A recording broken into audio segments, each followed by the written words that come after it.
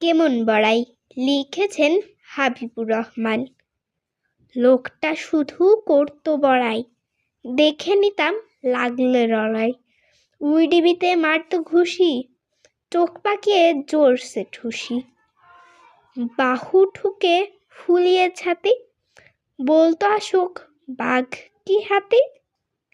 আমি কি আর কারেও ডরাই, ভাঙতে পারি লোহার কড়াই। শুনে সব কাঁপতো ডরে, খিল লাগিয়ে থাকতো ঘরে। একদিন এক ভোরের বেলায় বেবাক লোকের ঘুম ভেঙে যায়।